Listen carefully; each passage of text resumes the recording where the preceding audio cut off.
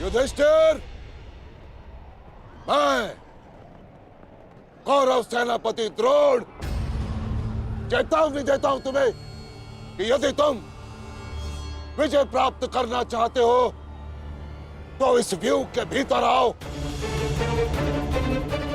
और यदि तुम इस व्यू को तोड़ने में सक्षम रहे तो हम अपनी पराजय स्वीकार कर लेंगे,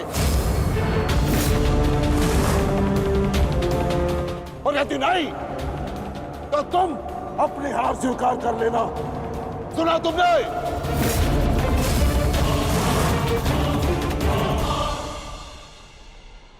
आचार्य द्रोण, हम अवश्य ही इस चक्रव्यूह को ध्वंस कर देंगे।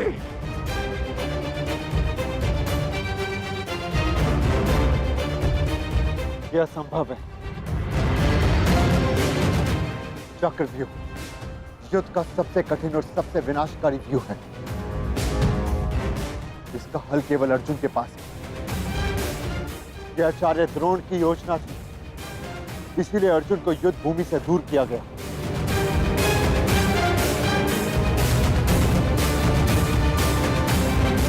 कोई तो मार्ग होगा। मार्ग है।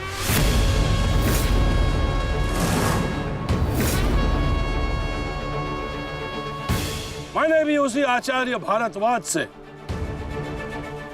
चक्रव्यूह भेदन सीखा है, जिस आचार्य भारद्वाज से उस द्रोण ने चक्रव्यूह की रचना सीखी।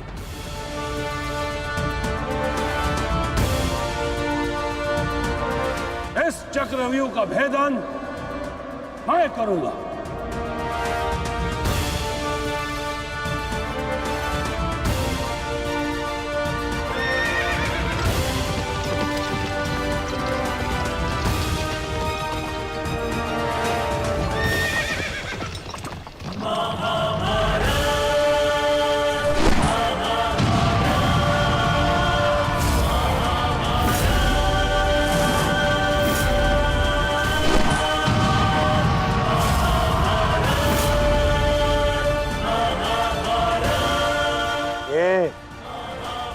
क्या है आचार्य?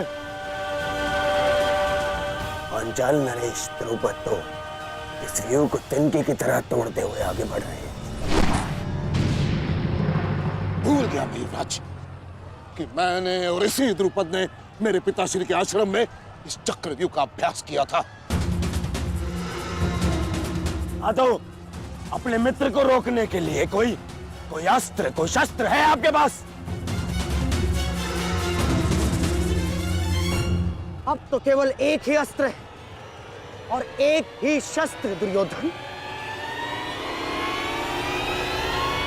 जयद्रथ!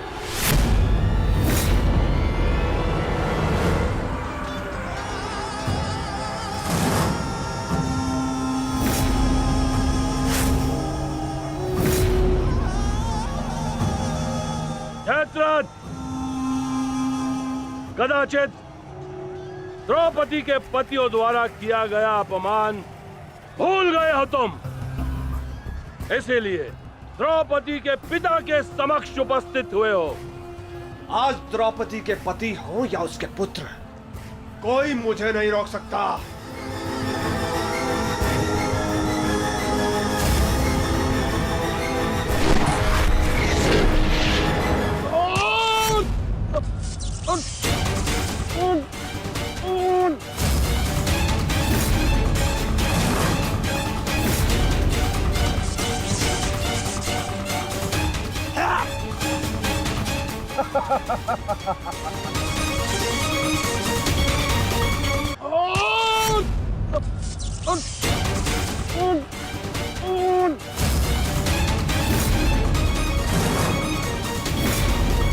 आगे बढ़ो पांडवों, अन्यथा अपनी सेना का विनाश देखो।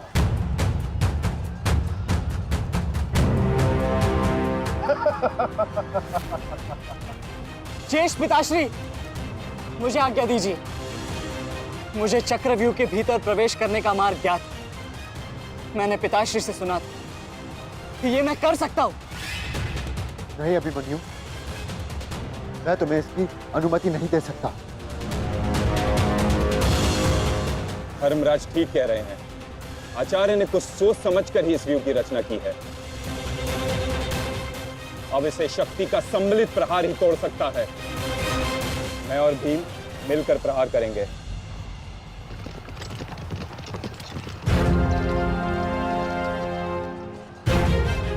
देखिए ने मामा श्री, धृष्टद्युम्न और भीम स्वयं आक्रमण कर रहे हैं।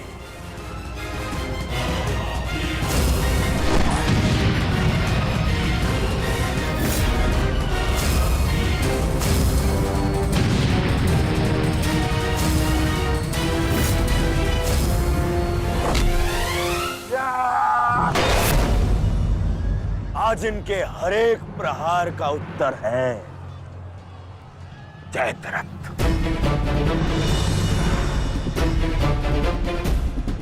चक्रव्यूह में प्रवेश करने से पूर्व मुझसे नहीं मिलोगे मित्र? स्मरण है ना 5 चोटियां? आज उसी के प्रतिकार का दिन है। प्रभु, मैं चाहता हूं कि युद्ध भूमि में किसी एक दिन सभी पांडवों पर विजय पा सकूं। सब पांडवों पर विजयी होने का आशीष नहीं दे सकता जयद्रथ, क्योंकि अर्जुन को मैंने पशुपतास्त्र दिया। मेरा ही वरदान मेरी ही शक्ति को छीन नहीं कर सकता। इसलिए केवल अर्जुन को छोड़ जिस दिन तुम चाहोगे शेष संसार के समस्त योद्धाओं के समक्ष तुम अपराजय रहो। आगे बढ़ो भीम, आज मेरी गदा का स्वाद भी चक्कर देखो।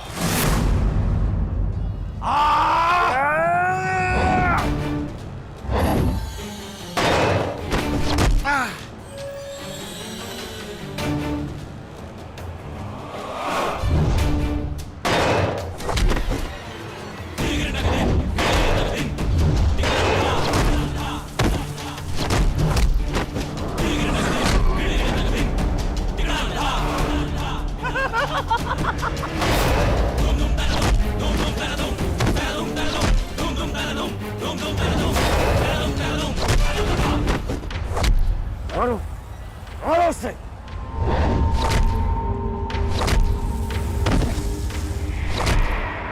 ताजश्री, आप ऐसा कैसे होने दे सकते हैं? ताजश्री भीम और मामा धृष्टद्युम्न में शक्ति है, परंतु चक्रव्यूह को शक्ति से नहीं युक्ति से तोड़ा जा सकता है। मुझे आज्ञा दीजिए। नहीं पुत्र, भविष्य के लिए वर्तमान को दांव पर लगाया जा सकता है, परंतु वर्तमान के भविष्य को खोया नहीं जा सकता।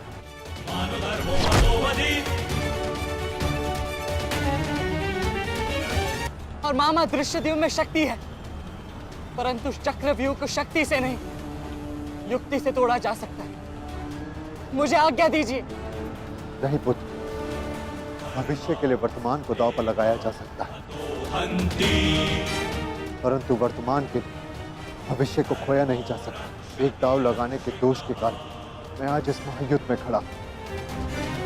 मैं दूसरा दांव नहीं लगा सकता अभिमन्यु। परंतु आज यदि चक्रव्यूह को तोड़ा ना गया तो हम ना केवल हार जाएंगे, बल्कि मेरे पिताश्री का सर भी झुक जाएगा। आपने वो दांव लगाकर सर झुकाया था और मैं ये दांव खेलूंगा अपने पिताश्री का सर ऊंचा रखने के लिए। मैंने उन्हें वचन दिया था कि युद्ध भूमि में शत्रु को उनकी कमी अनुभव नहीं होगी, और मुझे शत्रुओं को वीर अर्जुन के रक्त का तेज दिखाना है। इसीलिए आज्ञा दीजिए ताजश्री, और फिर मैं अकेला कहाँ हूं? चक्रव्यूह में मेरे प्रवेश करते ही आप भी मेरे पीछे पीछे अंदर आ जाइए। मैं मार्ग बनाऊंगा और आप चक्रव्यूह को ध्वंस कीजिएगा। सोचिए मत, समय नहीं है ताजश्री। आशीर्वाद दीजिए।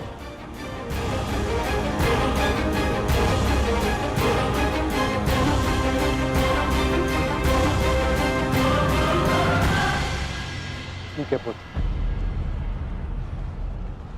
किंतु सतर्क रहना। हम तुम्हारे पीछे ही रहेंगे। आगे बढ़ो।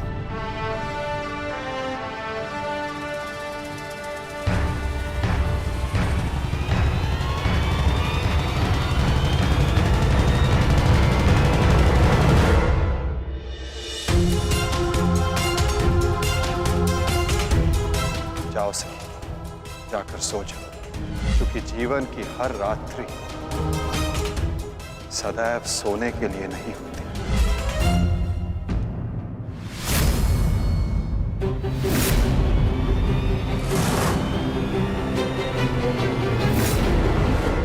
मेरी सुरक्षा के लिए माता यज्ञसेनी का आशीर्वाद है मेरे साथ, और जब तक ये मेरे साथ है मुझे कुछ नहीं हो सकता।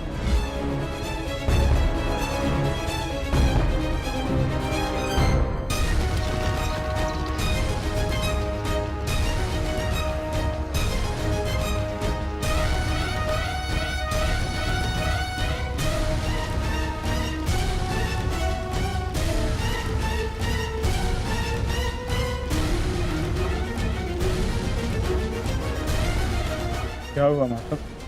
आप रुक क्यों गए? चूंकि समय नहीं रुकता पार्थ,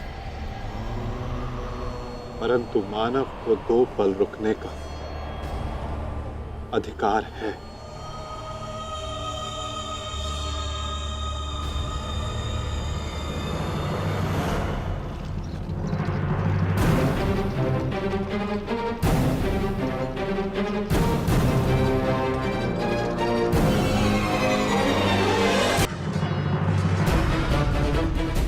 सारथी, आगे बढ़ो।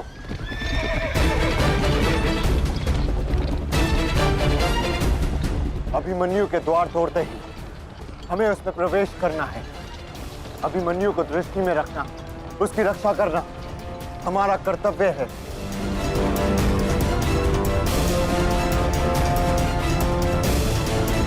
आ बालक, आ महारथियों, ऐसी मृत्यु देने से जिसकी चित्कार उन पांडवों के हृदय को चीर देगी। और स्मरण रहे, सरल मृत्यु नहीं देनी है इस अभिमन्यु को।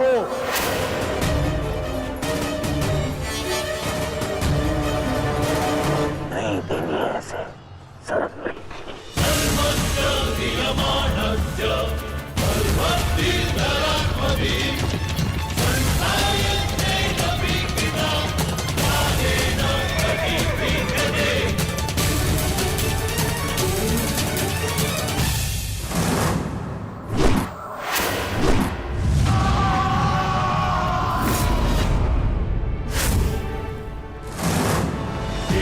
साक्षी, मुझे मार्ग मिल गया है। इससे पहले कि द्वार बंद हो जाए आप शीघ्र ही मेरे पीछे आइए। सारथी, शीघ्रता करो। शीघ्रता करो सारथी, शीघ्रता।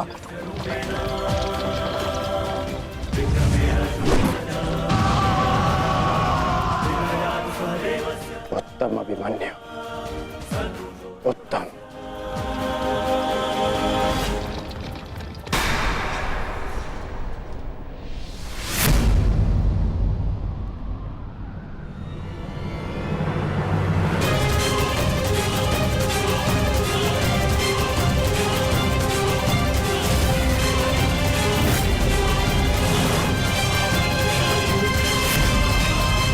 एक बार तुम्हें क्षमा कर दिया था, किंतु अब नहीं।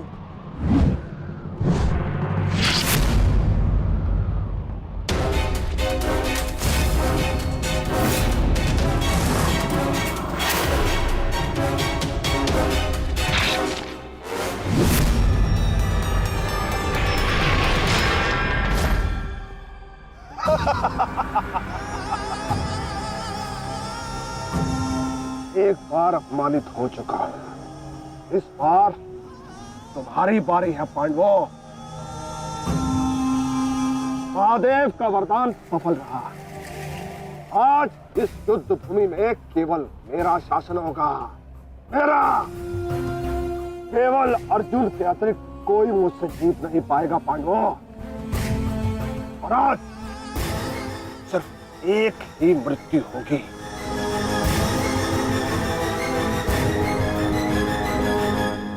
अभिमन्यु की।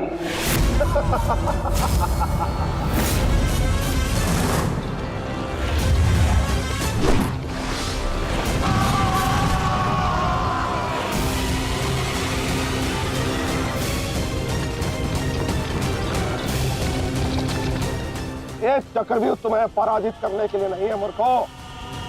ये तो उस अपमान का प्रतिकार था जो कल अभिमन्यु ने युवराज दुर्योधन के साथ किया था। उसने दुर्योधन का मान हरण किया था और आज वो उसके प्राण हरण करेगा।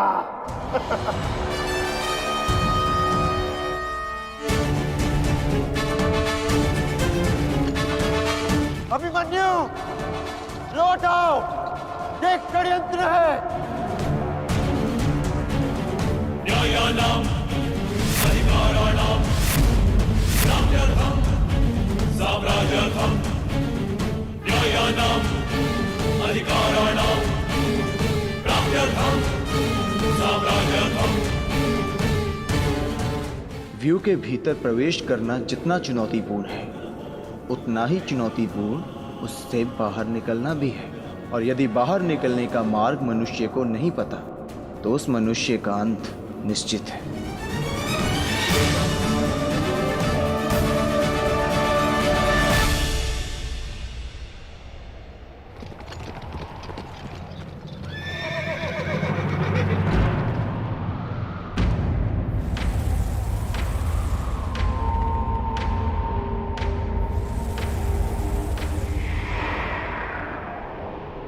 आगे बढ़िए माधव, शत्रु समक्ष है। हाँ पार्थ, ठीक कहा तुमने। एक योद्धा के लिए आगे बढ़ने के अतिरिक्त और कोई मार्ग नहीं। वापस आओ अभिमन्यु, लौट आओ, व्यू में प्रवेश मत करो।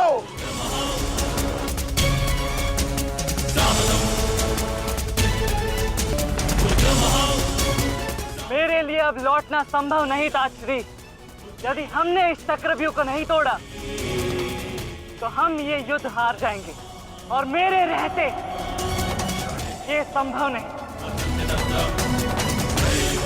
समझने का प्रयत्न करो पुत्र, ये सब तुम्हें घेर कर तुम्हारे प्राण लेना चाहते हैं। लौट आओ अभिमन्यु, लौट आओ। एक योद्धा मृत्यु के भय से पीछे नहीं हटता था श्री। वो आगे बढ़कर मृत्यु का वरण करता है और आज मृत्यु को भी अर्जुन पुत्र के बाणों का तेज सहना होगा।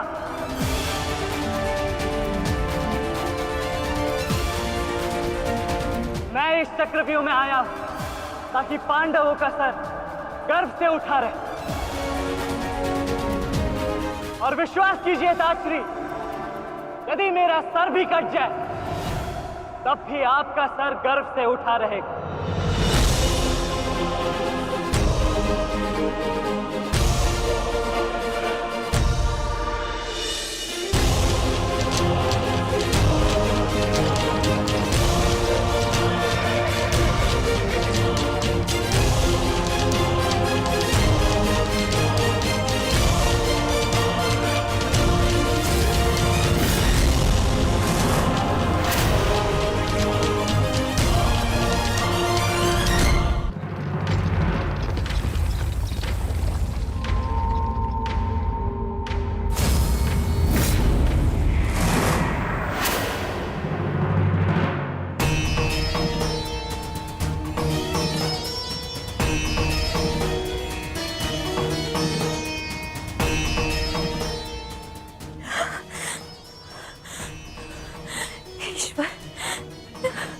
ईश्वर मेरे पुत्र की रक्षा करना।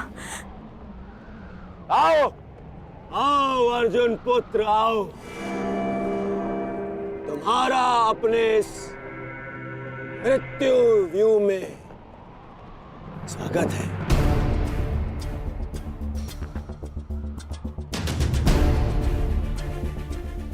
एक वीर योद्धा से सुना था मैं कि हे मृत्यु, तैयार यदि तू आने को प्रसन्न मुखा, द्वार खुला है तेरा स्वागत प्रसन्न मुखा।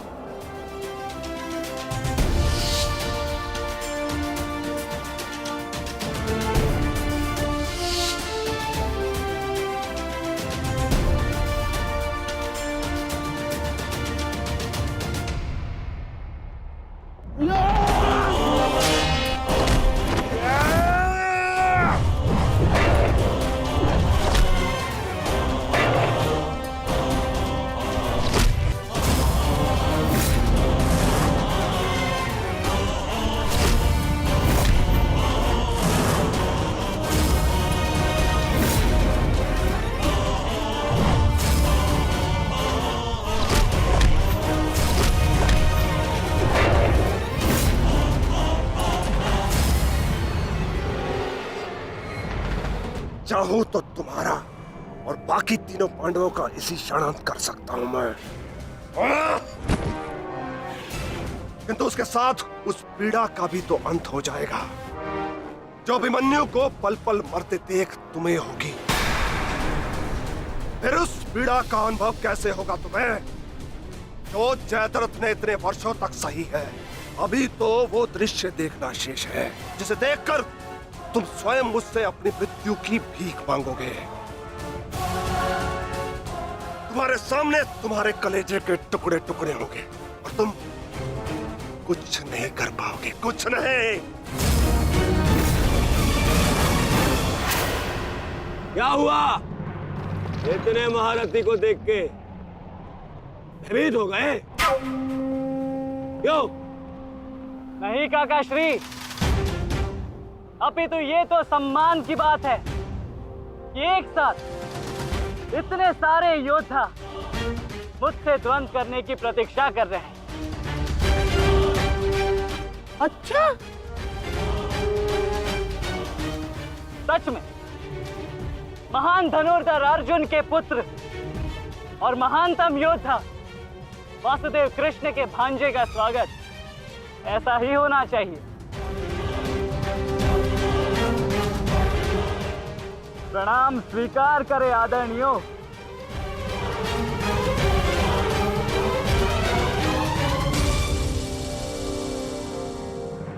अपनी सीमा में रहो बालक। जितना कम अपमान करोगे उतनी ही कम पीड़ादायक मृत्यु मिलेगी तुम्हें। जितना जीवित रहूंगा उतनी हानि करूंगा, क्योंकि मेरी श्वास ही मेरा अस्त्र है और जब तक मेरी श्वास चलेगी तब तक यमदेव तांडव करेंगे।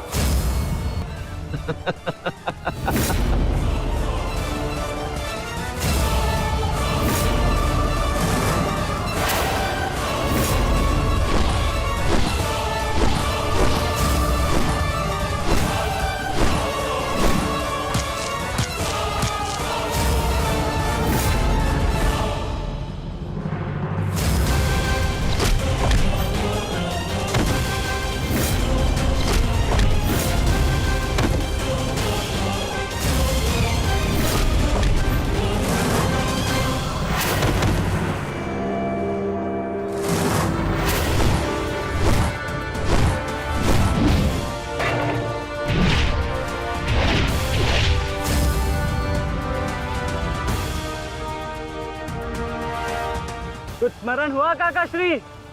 कहा था ना मैंने कि जब जब आपसे द्वंद्व करूंगा तब तब आपके वस्त्र हरण करूंगा और तब तब आपके मुख पर इस लज्जा को देख अपने मन में जल रही प्रतिशोध की ज्वाला को शीतलता प्रदान करूंगा। और हो गया मेरा अपमान, अब और नहीं। महारथियों, आक्रमण करो इस बालक पर।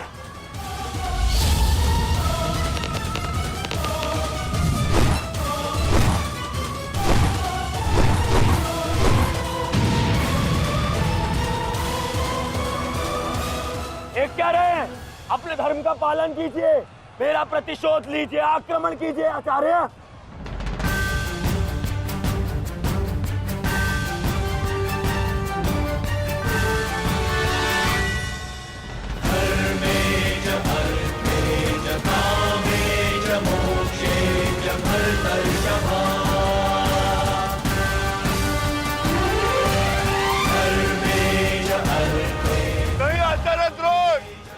ऐसा अनर्थ मत कीजिए।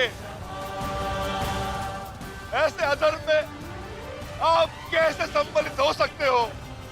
आचार्य, वो बालक है। रुक जाइए आचार्य, रुक जाइए।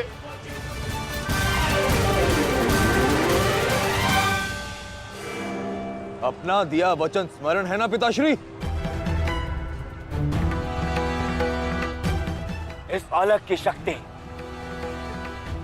इस रथ में है जो इसे सुरक्षित की हुई है।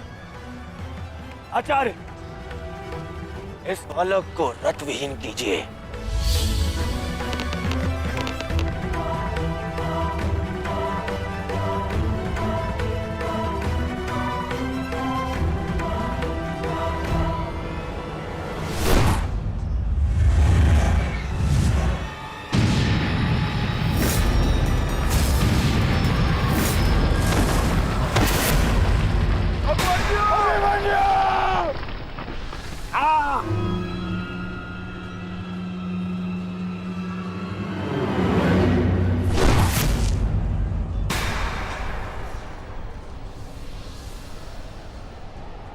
माधव, मुझे कई बार चोट लगी, परंतु इस चोट की पीड़ा का भान मेरे मन को विचलित कर रहा है। कहीं ये कोई संकेत तो नहीं?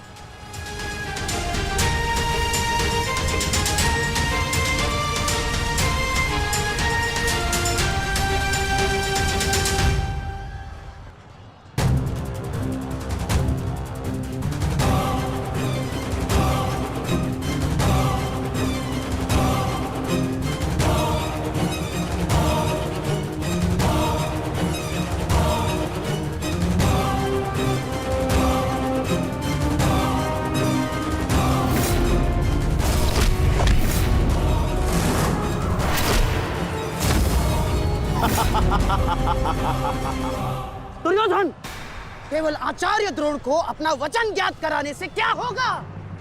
इतने अपमान के पश्चात भी अंगराज कर्ण तो जो के त्यों खड़े हैं। क्या इनका इस युद्ध के प्रति कोई कर्तव्य नहीं? मैं केवल नियम का पालन कर रहा हूं गांधार नरेश। नियम और नीति कहती है कि एक योद्धा के साथ केवल एक ही योद्धा युद्ध कर सकता है, और तुरंत के लिए अभिमन्यु युद्ध के लिए किसको चुनेगा वो उसका अधिकार है। नहीं मित्र, ये विकल्प लेने का समय नहीं है, अंत करो इसका। नहीं मित्र, हमें इस युद्ध जीतने के लिए अनीति का सहारा लेने की आवश्यकता नहीं है। नीति सिखाते सिखाते प्रपितामह शरशैया पर चले गए। यदि इन्हें नीति का ज्ञान होता तो आज ये युद्ध संभव ही ना होता। अभिमन्यु, तुम्हें विकल्प चुनना होगा।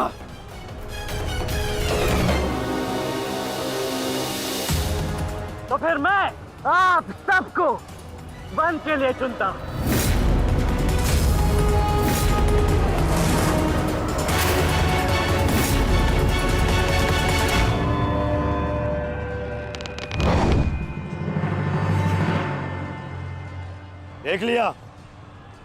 देख लिया, इसने अपना विकल्प चुन लिया। अब इस पर दया दिखाने की कोई आवश्यकता नहीं है। अब आक्रमण करने की आवश्यकता है। आक्रमण करो और अपना वचन स्मरण रखो कर्ण। देख रहे हो पांडवों, अभी तो ये रथ विहीन हुआ है, फिर निशस्त्र होगा और फिर प्राणहीन।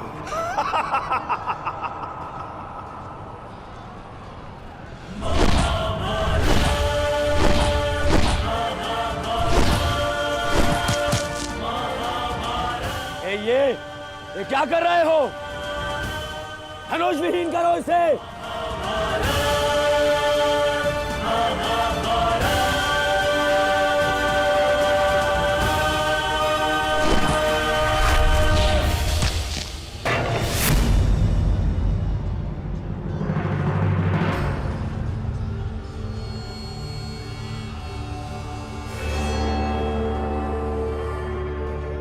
ठहरो में स्मरण रहे, इसे इतनी सरल मृत्यु नहीं देनी है। सूर्यास्त होने तक इसकी श्वास इससे अलग नहीं होनी चाहिए। अबे इसे बहुत पीड़ा सहनी शेष है। मित्र, ये एक योद्धा है, इसे योद्धा की मृत्यु दो। अरे योद्धा नहीं है ये, उन भगोड़े पांडवों का मेला रक्त है। इसे बहना होगा। मित्र जागो, जागो मित्र, और प्रहार करो।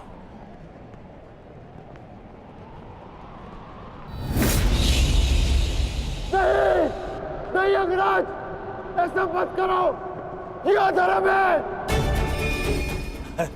अधर्म? अंगराज!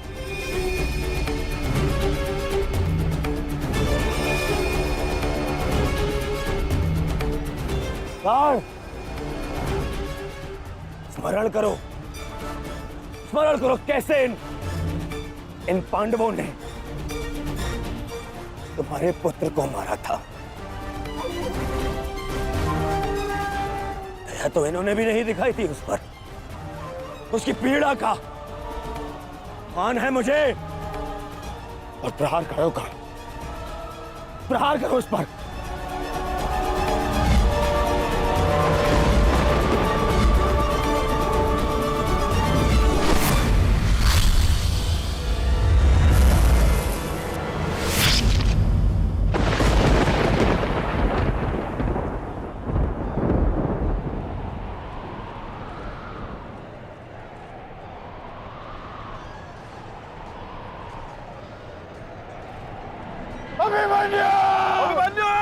पुत्र!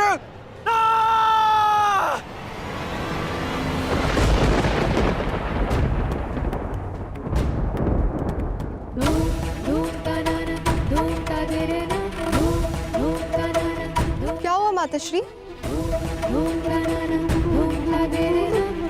उत्तरा बस ऐसे ही। एक बात कहूँ माताश्री, आज मन कुछ विचलित सा हो रहा है। आज से पहले ऐसा कभी नहीं हुआ।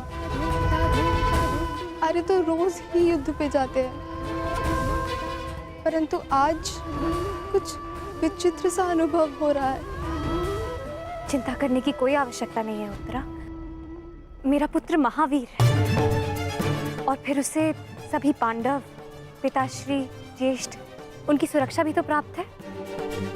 मुझे पूर्ण विश्वास है अभिमन्यु विजयी होकर लौटेगा और तुम उसका तिलक करोगी। हे सूर्यदेव, आज तनिक शीघ्र अस्त हो जाओ। मेरा पुत्र बिना सुरक्षा कवच के युद्ध में गया है।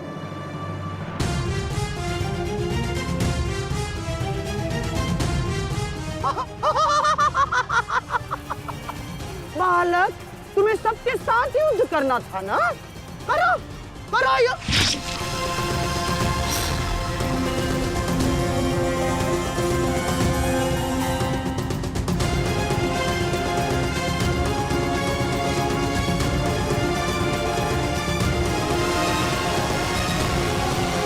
थक गए योद्धाओ?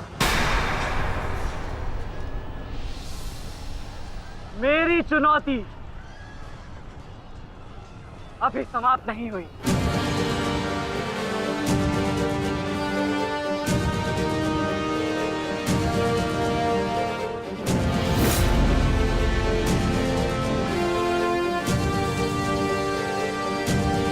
आचार्य द्रोण,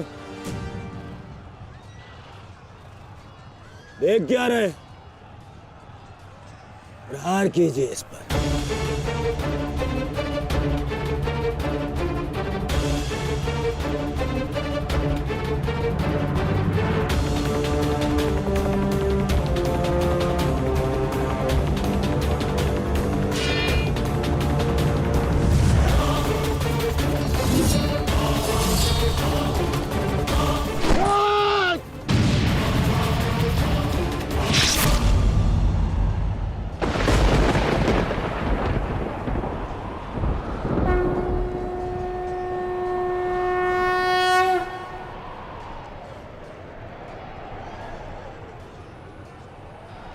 अब ठीक है ना माधव?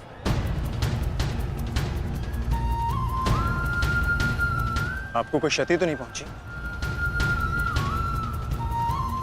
युद्ध में तो क्षति पहुंचती ही है पार्थ, किंतु इस पीड़ा को सहना एक योद्धा का कर्म और धर्म होता है। समय की मार को तो स्वयं ईश्वर भी नहीं टाल सकते। त्रिगर्ता सेना का नाश करो पार्थ।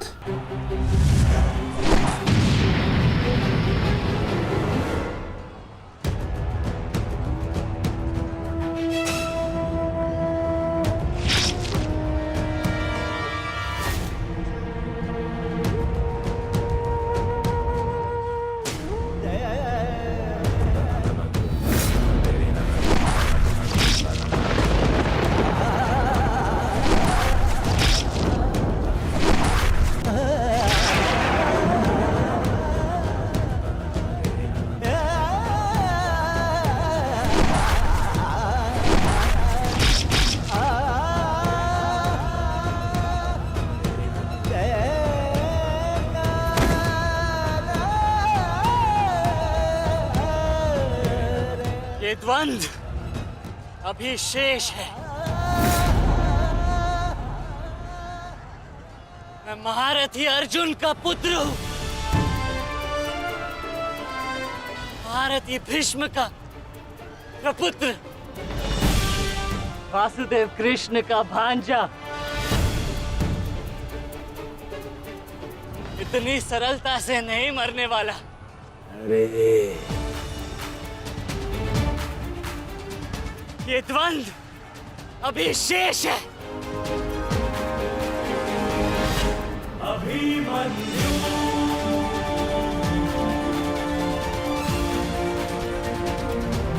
अभिमन्यु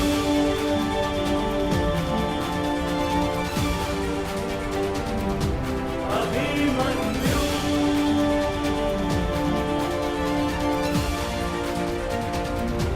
अभिमन्यु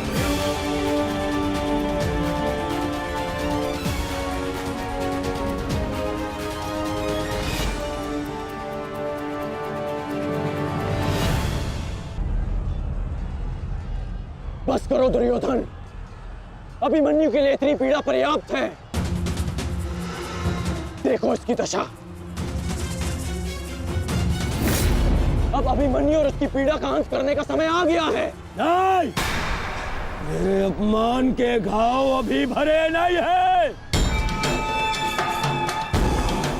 केवल मेरे आदेश का पालन करो। अभी इसकी मृत्यु का समय नहीं आया है। जीवित रखो इसे, पर प्रहार करो।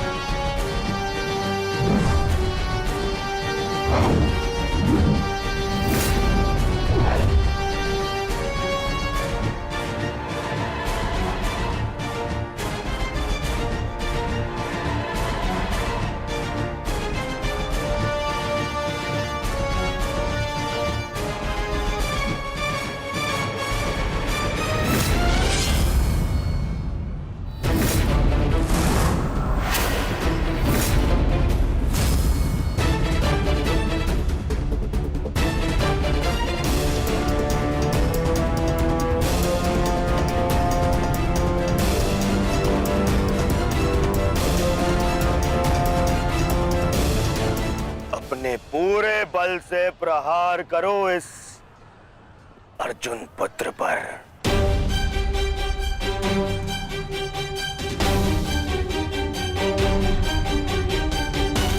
और स्मरण रहे,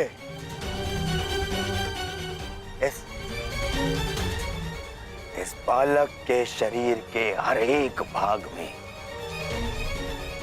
घाव देखना चाहता हूं मैं।